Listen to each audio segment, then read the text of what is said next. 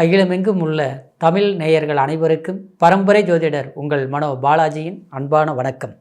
மீனராசி அன்பர்களுக்கு இந்த 2026 மார்ச் மாத ராசி பலன்.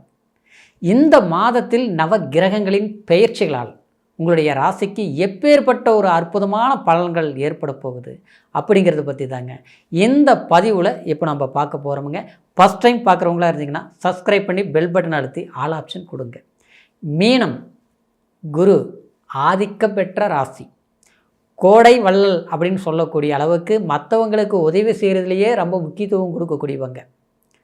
சமுதாயத்துக்காக அரும்பாடு பட்டாலும் பரவாயில்ல, மற்றவங்களுக்கு ஒரு வாய்ப்புகளை கொடுக்கணும் அப்படின்னு அதுக்காக போராடி ஒரு உற்சாகத்தை கொடுக்கக்கூடிய ஒரு ராசிக்கு சொந்தக்காரர் தான் இந்த மீனராசிக்காரர்கள். இந்த மீனராசிக்காரர்லாம் பார்த்தோம்னா ஆன்மீகம் அல்லது ஒரு பொது சேவை இல்லையா, ஒரு அரசாங்க தொழில் வேலையில் இருக்கக்கூடியவங்களுக்கு, அதாவது நேர்மையாக இருக்கக்கூடிய அதிகாரிகள், இன்னும் பார்த்தோம்னா அதாவது ஒரு வெளிநாடு போனாலும் அந்த இடத்துல அவங்க அப்படியே அங்கே இருக்கக்கூடியவங்களுக்கு ஒரு ஆதரவாக இருந்து செயல்படக்கூடிய தன்மையான மனிதர்கள் இப்படி தான் இருப்பாங்க. உள்ளூர்லேயே இருந்தால் கூட எல்லாருக்கும் நல்லவங்களாக இருப்பாங்க. ஆனால் நம்மளை மட்டும் யாரும் நல்லவங்க அப்படின்னு சொல்லவே மாட்டாங்க. காரணம் நம்ம யதார்த்தமாக இருக்கிறதுனால, அதாவது நம்மக்கிட்ட வாங்கிட்டு போகிறவங்க தான் அதிகமாக இருப்பாங்க தவிர மீனராசிக்காரருக்கு யாருக்கும் கொடுக்கக்கூடிய, மீனராசிக்காரருக்கு யாருமே உதவி செய்யக்கூடிய ஒரு நிலை இருக்கிறது இல்லை. சரிங்களா? அதுவும் இப்போது ஒரு 3 வருஷமாக கணக்கு போட்டு பார்த்துட்டோம்னா எல்லாமே என்னென்னா, நம்ம கொடுத்து ஒரு அளவுக்கு நல்ல பேர் வாங்குகிறோமோ இல்லையோ, ஆனால் நம்ம கொடுத்தும் நல்ல பேர் வாங்க முடியல. அதாவது அடுத்தவங்ககிட்ட நம்ம வாங்கி செலவு பண்ணக்கூடிய ஒரு சூழ்நிலை வரக்கூடாது அப்படின்னு நினச்சி அதுக்கு உண்டான முயற்சிகள் போராடி சக்ஸஸ் பண்ணக்கூடிய ஒரு காலகட்டமாக இருக்குது. ஏன்னா இந்த மாதத்தில் பார்த்துட்டோம்னா இந்த நிலையெல்லாம் மாறக்கூடிய ஒரு வாய்ப்பு. ஏன்னா உங்களுடைய ராசியிலேயே அதாவது சுக்கிர பகவான் உச்ச பலம் பெற்றாருங்க. சரிங்களா? இது 26ஆம் தேதி வரைக்கும் இந்த உச்ச பலத்தை அடையும் போது நிச்சயமாக ஒரு உற்சாகம் உங்களுக்கு ஏற்படும். அப்படியே எப்படின்னா ஒரு கம்பீரம், ஒரு வெளிச்சம். வானத்தில் சுக்கிர பகவான் அப்படின்னா விடிவெள்ளின்னு சொல்லும் இல்லைங்களா? காலையில் விடிய காலத்தில் அப்படியே தகதகன்னு வெள்ளி கிரகம் தெரியும், நட்சத்திரம். ஆனால் அதுதான் சுக்கிரன்னு சொல்லுவோம். அது அப்படியே ஜொலிக்கும். அந்த மாதிரி உங்களுடைய ராசியில் இந்த மார்ச் மாதம் ஸ்டார்டிங்கிலேருந்து பார்த்துட்டோம்னா அந்த ஒரு ஒளி கண்டிப்பாக அது பிறக்கும்.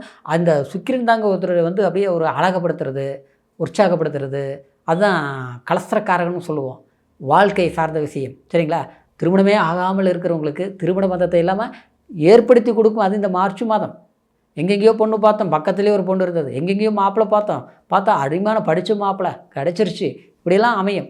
ஏற்கனவே திருமணம் பண்ணுறதுக்கு எல்லாம் ஏற்பாடு எடுத்து கடைசி நேரத்தில் கைவிட்டு போயிடுச்சு.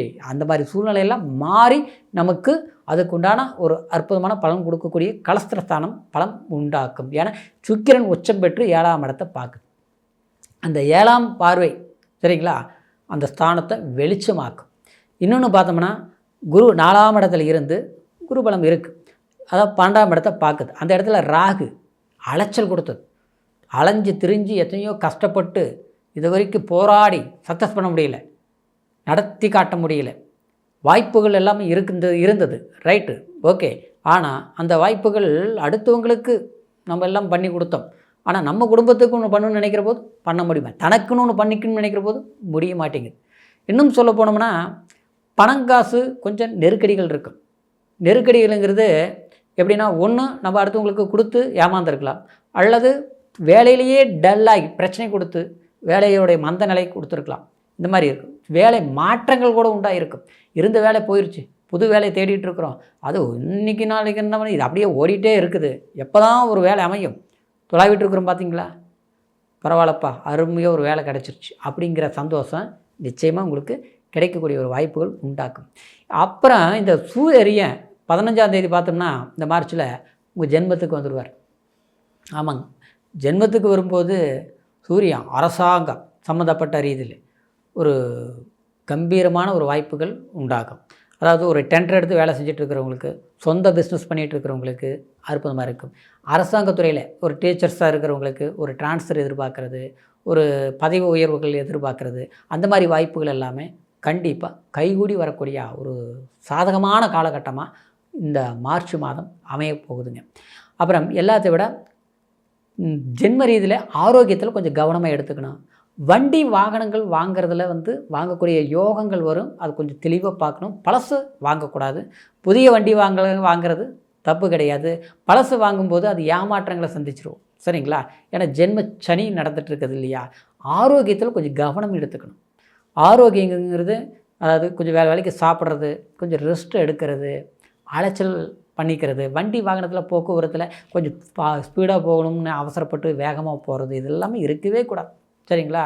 ஏன்னா சில நாளுக்கு முன்னாலேயே சில சிரமங்களை சந்திச்சிருப்பீங்க. அதே நேரத்தில் இப்போ இந்த நேரத்தில் பார்த்துட்டோம்னா அதில் கொஞ்சம் அக்கறையோட கொஞ்சம் பொறுமையாக வண்டியில் போயிட்டு வர்றது, இதெல்லாமே நீங்கள் ஃபாலோ பண்ணிக்கணும். அப்புறம் கூட்டாளிகள் அப்படிங்கிறதுக்கு இடமே வேண்டாம். எந்த வேலை செஞ்சாலும் தனிப்பட்ட முறையில் செய்யுங்க. நீங்கள் ஒரு வேலையிலேயே இருக்கிறீங்க, அவங்க சொல்கிறாங்க இதில் ஒரு இன்வெஸ்ட் போட்டு போனால் பெரிய அளவில் நம்ம சக்ஸஸ் பண்ண முடியுங்க, ஒரு முதல் போட்டோம்னா டபுள் மடங்கு எடுக்கலாம், ட்ரிபிள் மடங்கு எடுக்கலாம் 3 மாதத்தில் அப்படிலாம் சொல்லி இது பண்ணுவாங்க. ஏன்னா அந்த மாதிரி ஒரு வாய்ப்புக்கு போக வேண்டாம். ஜாமீன் கையெழுத்து அதிகமாக போடுறது வேண்டாங்க. ஒரு கஷ்டம்னா உங்கள்கிட்ட இருக்கிறது உதவி செய்யுங்க, அது தர்மமாக பண்ணலாம். ஆனால் கடனாக கொடுத்தா திரும்பி வர்றது கஷ்டமாக தான் இருக்கும். ஏன்னா சில சிரமங்களை நீங்கள் ஏற்கனவே அனுபவிச்சிருப்பீங்க. அடுத்தவங்களுக்கு ஒரு கஷ்டம்னா உங்கள் கையில் இல்லைன்னு கூட அடுத்தவங்ககிட்ட கடன் வாங்கியாவது கொடுத்து கஷ்டத்தை தீர்ப்பீங்க. ஒரு மருத்துவ செலவுக்கு ஒரு பிரச்சனைனா கூட உங்கள்கிட்ட வந்து கேட்டு இல்லைன்னு சொல்ல மாட்டீங்க. ஆனால் உங்களுக்கு ஒரு சிரமம்னா கண்டிப்பாக கையில் பணமே வச்சுருந்தா கூட கொடுக்க மாட்டாங்க. ஏன்னா நம்மளோட நேரம் அப்படி தான் போயிட்டுருக்குது. ஆனால் இப்போ இந்த ஒரு நேரத்தில் பார்த்தோம்னா சுப செலவுகள் நீங்கள் பண்ணலாம்.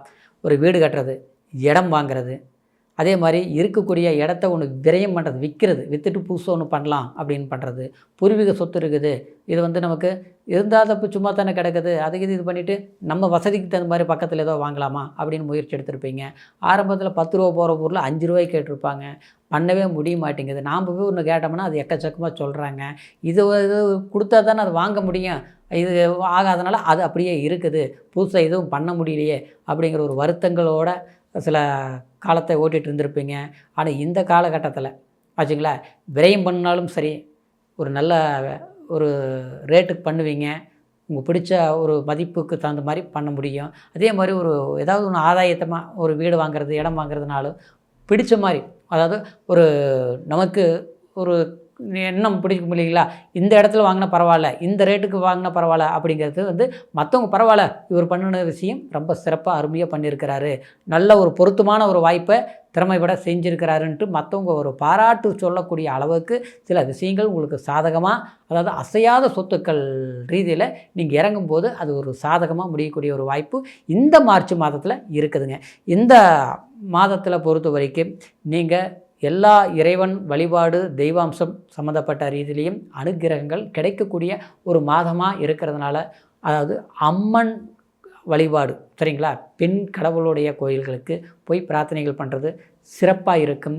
சனி பகவான் வழிபாடு தவறாமல் சனிக்கிழமை நாளில் காகத்துக்கு அன்னம் வச்சுட்டு சாப்பிட்றது, இதை கண்டினியூ பண்ணிவிட்டு வாங்க. முடிந்த வரைக்கும் பூர்வீகத்தில் இருக்க வேண்டாங்க. சொந்த ஊரில் சொந்த பூர்வீக இடத்துல குடியிருக்கிறது வேண்டாம். அடுத்தது திருமண வாழ்க்கையில் சில பாதிப்புகள் ஏற்பட்டவங்களுக்கு மறுவாழ்க்கை சார்ந்த விஷயங்கள் உங்களுக்கு சாதகமான ஒரு வாய்ப்புகளை கொடுக்கும். அதாவது ஒரு 30, 40, 50 வயசு ஆகி போச்சுங்க, எனக்கு கொஞ்சம் பிரச்சனையாக ஆகி போச்சு, ஆனால் தனிமரமாக வாழ்கிறத விட ஏதாவது ஒன்று எதிர்பார்க்கலாமா அப்படிங்கிறவங்களுக்கு ஒரு நல்ல வாய்ப்புகள் கைகூடி வரக்கூடிய இந்த காலகட்டம். இப்போ எடுக்கக்கூடிய முயற்சிகள் 2 மாதம் 3 மாதம் போனாலும் உங்களுக்கு சாதகமாக முடியும். இன்னும் சொல்ல போனோம்னா சில கமிட்மெண்ட்டில் திருமணம் ஆகாதவங்களுக்கு நம்மளுடைய ஒரு எண்ணம் லட்சியம் இருக்கும். ஒரு பாசம் உள்ளவங்களை கேட்டால், அதாவது இவங்களை தான் நம்ம கல்யாணம் பண்ணிக்கணும்ன்ட்டு போராட்டி நீங்கள் இதுக்கு ஒரு வாய்ப்புகள் எதிர்பார்த்துருந்துருப்பீங்க. ஆனால் அது பார்த்தோம்னா பிரச்சனைக்குரிய விஷயமாக போயிருக்கும். சில எண்ணங்களை வெளிப்படுத்த முடியாமல் போயிட்டுருக்கும். அந்த சந்தர்ப்பங்கள் பயன்படுத்த முடியல, இல்லை நல்லா இருந்தது இன்றைக்கி பார்த்தா எல்லாம் குழப்பமாகி சங்கடங்களை உருவாக்கி இன்றைக்கி பிரிஞ்சு போகக்கூடிய சூழ்நிலைகள் அடுத்தவங்களால் உண்டாயிருச்சு. இதை புரிஞ்சிக்க முடியுமா, அறிஞ்சிக்க முடியுமா, சரிப்படுத்த முடியுமா, எப்போ சரியாகும்னு எதிர்பார்த்துட்டு இருக்கக்கூடிய உங்களுக்கு அந்த சுக்கிரன், அதாவது ஒரு வலுவான நிலையில் ஜென்மத்தில் உட்கார்ந்து இந்த இருக்கிறதுனால, அதுவும் இந்த சூரியனும் இணையும் போது இந்த 3 கிரக ஒரு அமைப்புகளும் உங்களுக்கு சாதகமான ஜென்ம ரீதியில் இருக்கிற போது பாவ கிரகம் கெடுத்த நிலை மாறி சுபகிரகத்துடைய தன்மை வளர்ச்சி அடையும் போது உங்களுக்குன்னு ஒரு அங்கீகாரம், உங்களுக்குன்னு ஒரு வாய்ப்பு கண்டிப்பாக கைகூடி வரும். கவலையே பட வேண்டாங்க. இது வரைக்கும் நம்ம பட்ட கஷ்டங்களும் பட்ட வேதனைகளுக்கும் மன ரீதியிலையும் பொருளாதார ரீதியிலையும் அலைச்சல்கள் உண்டாக்கி வேதனைப்பட்டதுக்கு ஒரு வாய்ப்புகள் கிடைக்கக்கூடிய, அதாவது நம்ம அமைச்சிக்கக்கூடிய ஒரு மாதமாக இந்த மார்ச் மாதம் உங்களுக்கு இருக்க போகுதுங்க. அதே சமயம் இப்போ சொன்னது கோச்சார அடிப்படையில் நம்ம சொல்லியிருக்கிறோம். கோச்சாரம்ங்கிறது சந்திரன் மதி, லக்னங்கிறது விதி. ஆக மொத்தத்தில் அதாவது நம்மளுடைய சிந்தனைகள் இது வேணும் இப்படி வேணும் அப்படிங்கிறது நம்ம எமோஷனல் ஆகும் இல்லைங்களா, அதுவும் சந்திரன்.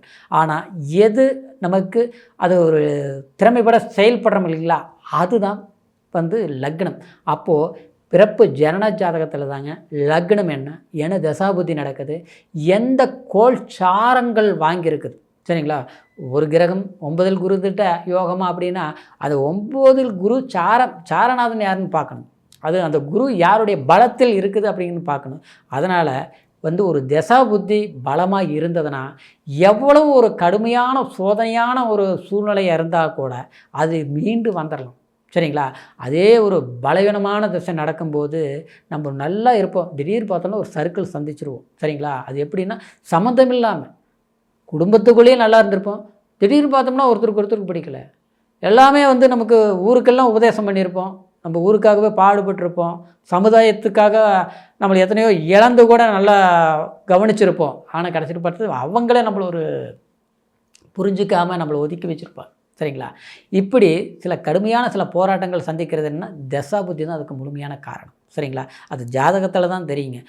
ஆனால் உங்களுடைய ஜாதகத்தை ஒரு முறை நீங்கள் பார்த்துக்குங்க, சரிங்களா. ஏன்னா ஜாதகத்தில் தசாபுத்தி சாதகமாக இருந்தால் சக்ஸஸ் தான், அதில் மாற்றமே கிடையாது, சரிங்களா.